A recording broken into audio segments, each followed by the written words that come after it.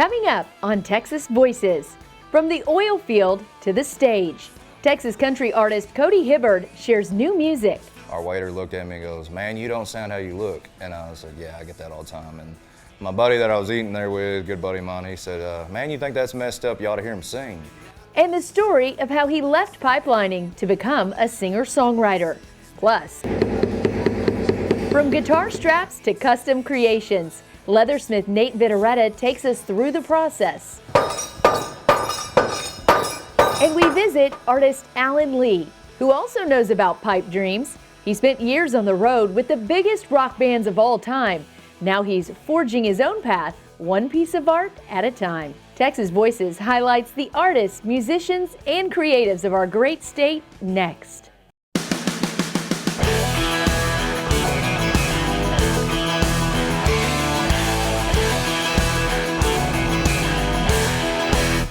Stoke the fire and keep on digging. Make the most of what you're giving. It may seem cold and it may seem tough. Even steel will bend when you heat it up. You're on the road to better days. We can outlast the sun and outlast the rain. Ain't a lot of hard lessons made.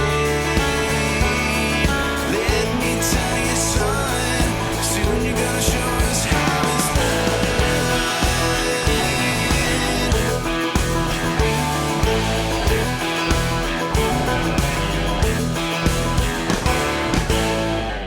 Howdy, and welcome to the iconic Dixie Chicken, located in the historic Northgate District of College Station, Texas. I'm Lindsay Littman. Texas country music artist Cody Hibbard's path to music wasn't a straight line. In fact, it included a pipeline, and he thought hitting the stage would just be a pipe dream. But his dreams are coming true. We sat down with Cody right here at the Chicken to talk about his transition from pipeline worker to musician.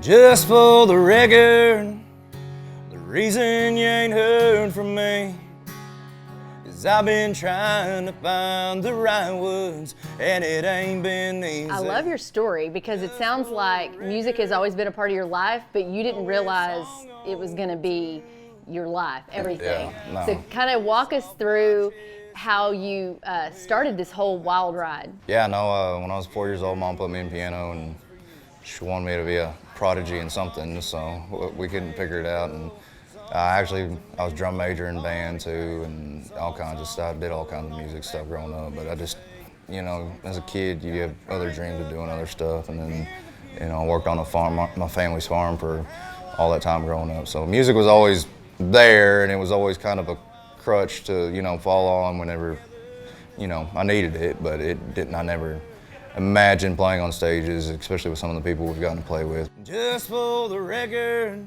Ran the roads, pipelining for about 7 years, and was actually headed down to Conroe, Texas for a job, and stopped off at Crockett, Texas. Our waiter looked at me and goes, "Man, you don't sound how you look." And I said, "Yeah, I get that all the time." And my buddy that I was eating there with, good buddy of mine, he said, "Man, you think that's messed up? You ought to hear him sing." And he goes, "Man, the cook's got a guitar. If we break it out, would you play it?" And I was like, "Well, I got mine in my truck. Let me go get mine, and I'll play mine."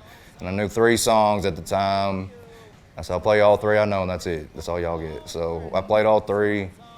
The manager was like, "Hey, would you be interested in coming back and playing a show?" I was like, "Sure, why not? Whatever." And I was staying in a hotel at this point. I went down there, and I got to the hotel, and I was like, I probably should have asked her details. And asked her and called her. She's like, "Well, you got to provide sound and you got to set it up." And I was like, "Well, don't have sound and I don't know how to set it up, so we're on a good track." So, and she's like, "And it's 4 hours." And I was like, "Oh crap," because it was 3 weeks from that time. Yeah, you're like, "I got 3 songs." Yeah, I told her, I said, "What am I gonna do?" "You do know those are the only 3 songs I knew." She goes, "Oh, you'll be all right. We'll play jukebox and you can have some breaks." Started writing, and kind of things started falling together, and here we are. What's the feeling that you get when you get on stage? I mean, did you dream this up for yourself? Never. I didn't. Like I said, I never thought I was, 1, good enough, and 2, never just really crossed my mind. And so when I get on stage and see people there, and especially when they know the music and sing it back, it's just it's so surreal, and it's one of them things I don't know if I'll ever get used to. So it's especially when they got to pay tickets to come see me. It's like, I think I got better money to go, or better things to go spend my money on than go watch me in concert.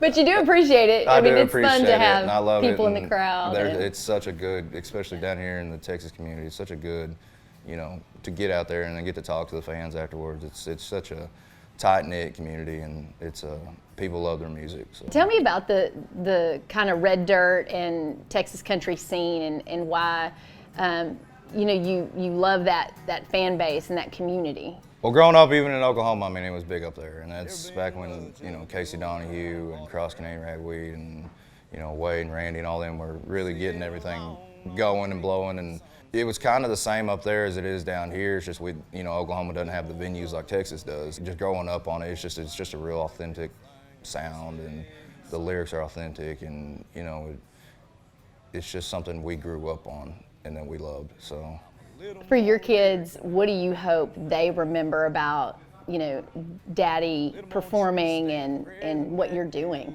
When it's all said and done, whatever they want to do in life, that I did it 100%, and that it's something that I enjoy and something that I like to do, and that I hope that they do the same thing. That no matter what they decide to pick up, like, I hope it's what they want to do, and I hope they give it all. So.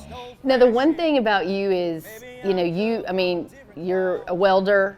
You work hard. You know what it feels like to have a long day of working hard. Yeah. So when you're singing your songs, it comes from a place, I think, of authenticity. I mean, you're not just kind of singing about something you don't know. I mean, how important is that, you think, to be authentic, especially you're writing your own music? Writing these songs, if Merle Haggard always says it best, if I don't write about what I know, then it's not real, it's fiction. And same thing here. If I don't write, if I weren't to sing what I know and what I actually feel, like, I don't think you could say at the end of the day that you put on a true show for the fans. So, and we're seeing it. We're getting people coming up to us telling us, hey, this song right here, it really helped me get through this or get me through that. And that's the songwriting aspect. That's why I do it at the end of the day, is to get my feelings out there, and then hopefully someone relates to it and enjoys it also. And you've been through some challenging times. I mean, when you look at your life,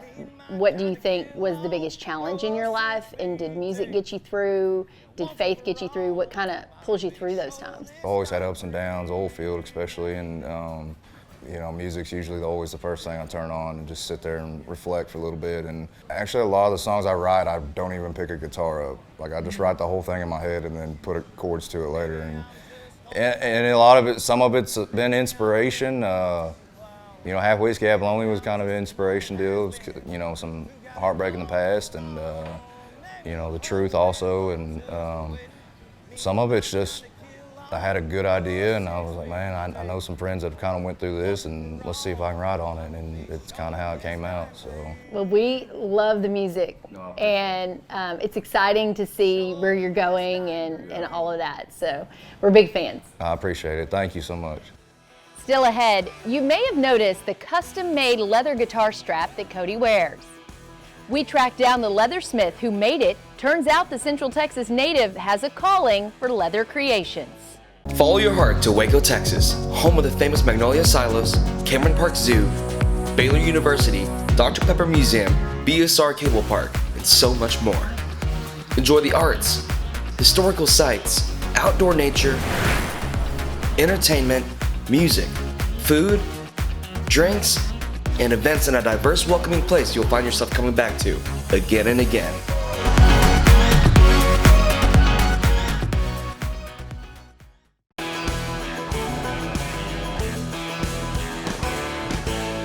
Welcome back to the Dixie Chicken. Now let's check out today's Texas Voices creative, Nate Vidaurreta, at 4 and 4. And if you're counting, that adds up to an 8-second ride, so you better hold on tight.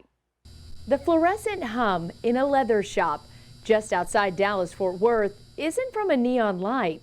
And it's going to have a really nice 3D look. It's just going to really pop. It flickers, but Nate Vidaurreta's hands don't falter. Okay. Nate left Central Texas with a dream. $300 in my pocket, really no direction. I just needed to get out, wanted to get out. He made his first belt at 10. needless to say, there's never a dull moment growing up. We always had something crazy going on. One of 8 children, and art was a family tradition. And I was raised my whole life doing art. Here I am now, and loving every minute of it. So. But speaking of minutes, I mean, it's a lot of it's a lot of minutes. Yeah. Tell me just about the time-consuming part of this. And some people really don't realize how long it takes. I kind of let my imagination take over. Like, I can know roughly what I want it to look like in the beginning, and I'll start with that. And when I'm going through the design, it's like, okay, but it needs this or it needs that. So I'll be adding stuff, and it may be a 15-hour project that'll turn into a 35-hour project just because it just grows and grows. And for me at this point, I want everything that I release to be an expression of my talent, what I'm actually capable of. So for me, it's very important to make sure everything that I put out there for the world to see is the best I can put out. Just carving leather right now, like the design's already done. That's the most intense part of it, when the design process. I enjoy it a lot, but it's just the most intense part of it. But once the design's actually done, then I can just sit down and pretty much relax, turn on some music, and enjoy myself.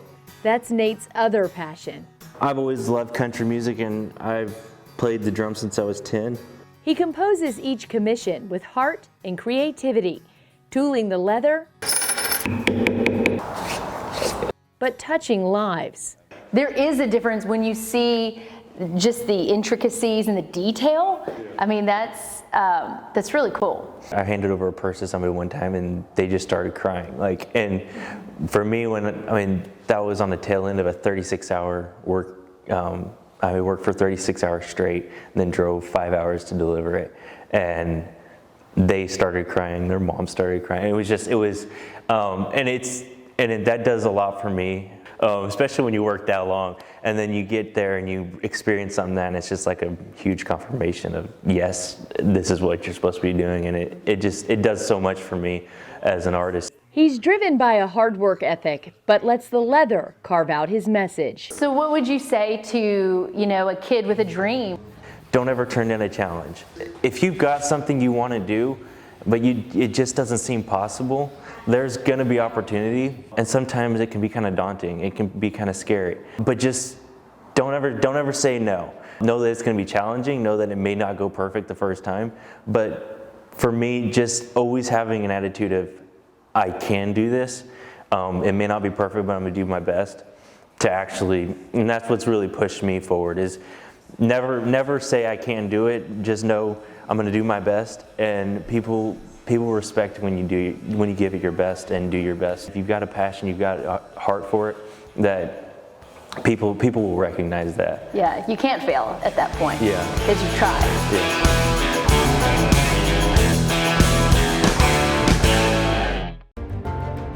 People are choosing the Brazos Valley to launch, grow, and locate their companies every single day. But in the Brazos Valley, our most valuable asset is talent. And their skills, their drive, their character speaks loudest.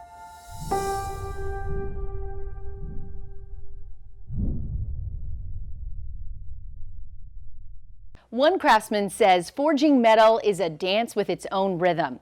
Well, a Texas family is doing more than just dancing. They're the maestros of metal. Let's talk pipe dreams with the master blacksmiths at Steephollow Forgeworks. You could say artist Alan Lee has lived his life in heats.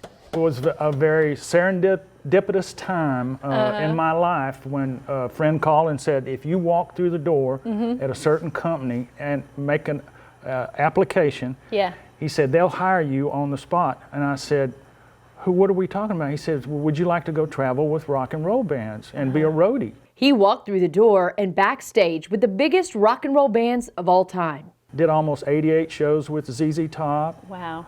Did Led Zeppelin, did Beach Boys, whoever was traveling back then. Back when I did the ZZ Top, there were no beards and they were wearing the nudie suits back then. Yes! Yes. We just saw, what was it, a He's on Pawn Pawn Stars. Stars. Pawn Yes, Stars, we just yeah. saw that, where he found got one it of back. his nudie suits from Yeah. forever ago. that Left he it on an a- airplane. Yes, we were Yeah. just talking about that. So you were probably on that airplane. Who knows? Could have been. might have been. No, I was never on the airplane. No, we were. You were driving it. We were driving. Yeah. Brother Jeff was on the road too. So I'm sure that those days went by fast, huh?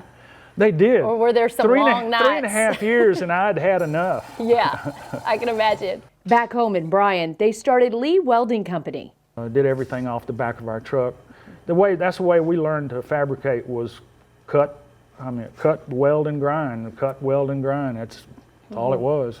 Heat 2. We carried that name and chased the oil field until it went bust here twice. And in 2001, I saw my first blacksmith hit hot iron. And I was hooked. Heat 3 was opening Steephollow Forgeworks. Blacksmithing is basically taking iron and heating it up to a state where it's plastic. But in that state, with pressure from a hammer and an anvil, you can manipulate the metal and make it go where you want to, persuade it with your efforts on the anvil and with the hammer to render a shape you desire. Might be some life lessons there, sounds like. A lot of blacksmithing is just having the will to keep going, overcome what seems difficult. Quite often, people will say, well, you can't do that. Well, it can be done. Yeah. Are you ever surprised or just delighted with where this art and this skill has taken you in your life? I'm amazed. Most of blacksmithing is a progression. You take a step to take a step to take a step.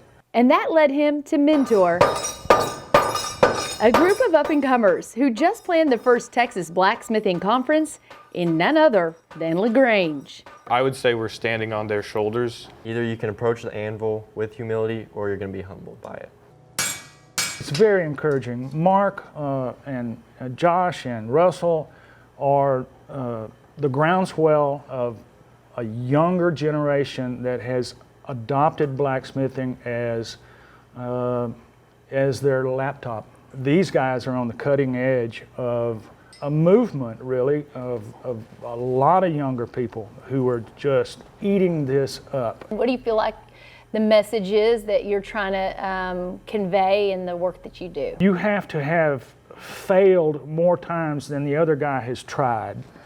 You never say never in blacksmithing.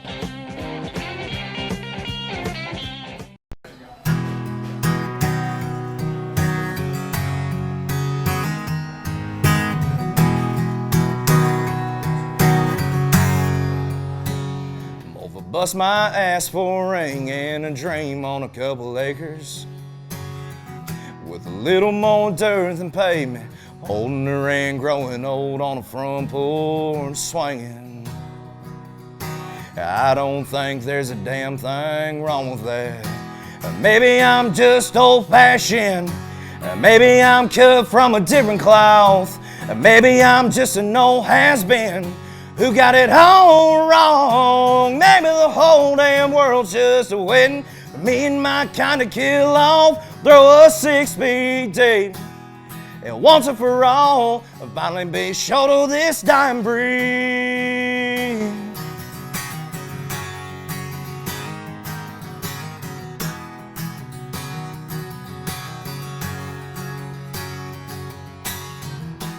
Maybe I'm just old-fashioned, maybe I'm cut from a different cloth, maybe I'm just an old has-been who got it all wrong. Maybe the whole damn world's just waiting for me and my kind to kill off, throw a 6-speed deep, and once and for all, finally be short of this dying breed.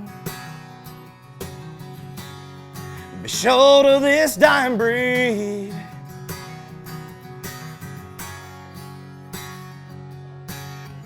I'm a little more lyric than I am rhythm, a little more tree stand prayer than back view pretending.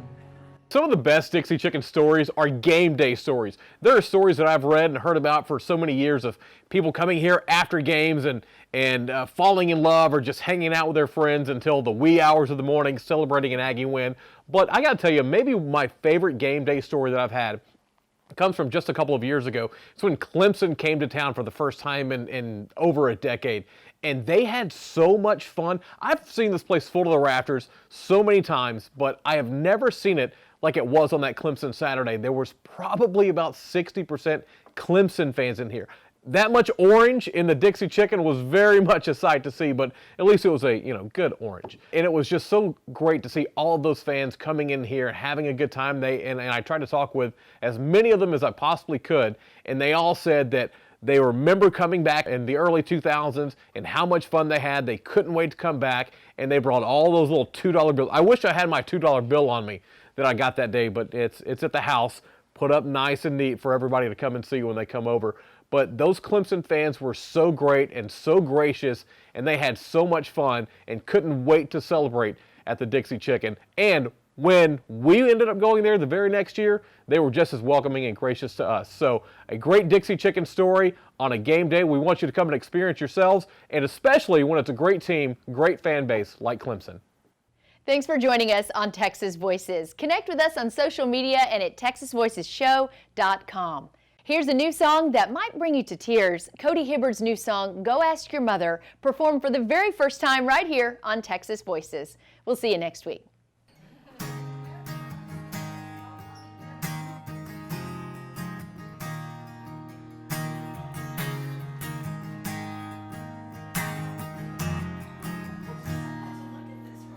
I just turned 13, chasing them girls was new to me. Let that heart jump for the first time, but too scared to let it sink. And I was trying to find the answers from anyone other than him, until I outrun all those options. I had to ask my old man, how did you make it? What did you try? What did you do when you made her cry? And were you ever nervous, or were you ever scared to just let go and hold her hand? 'Cause I've been throwing every idea out there, and I don't want to mess this up. He just smiled and said, son, if you want to know what held us together, ask your mother.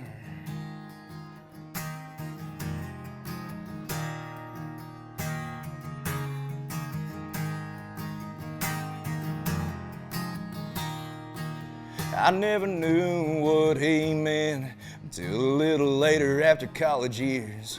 I met that brown-eyed girl that stole my heart, I wanted forever with. Still didn't know all the answers to those questions that he only knew. So when it got that time to get down on one knee, had to ask her daddy too. How did you make it? What did you try? What did you do when you made her cry? And were you ever nervous, or were you ever scared to just let go and hold her hand? 'Cause I've been throwing every idea out there, and I don't want to mess this up. He just smiled and said, boy, if you want to know what held us together, ask your mother.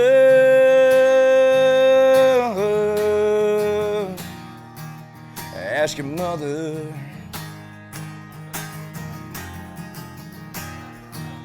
I understand it all so clear now. She's the only reason that they seen it through. And I can't wait for that day to come when my boy has to ask me too. How did you make it? What did you try? What did you do when you made her cry? And were you ever nervous, or were you ever scared to just let go and hold her hand? 'Cause I've been throwing every idea out there, and I don't want to mess this up. I'll just smile and say, son, if you want to know what held us together, 'cause I can't imagine doing this life without her. Ask your mother. Yeah, ask your mother.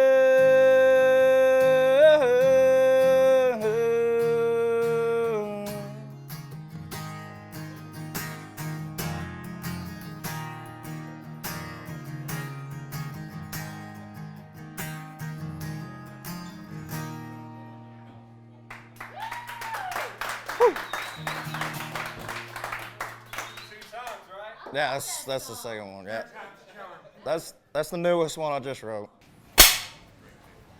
That was serious. Hurt my ears.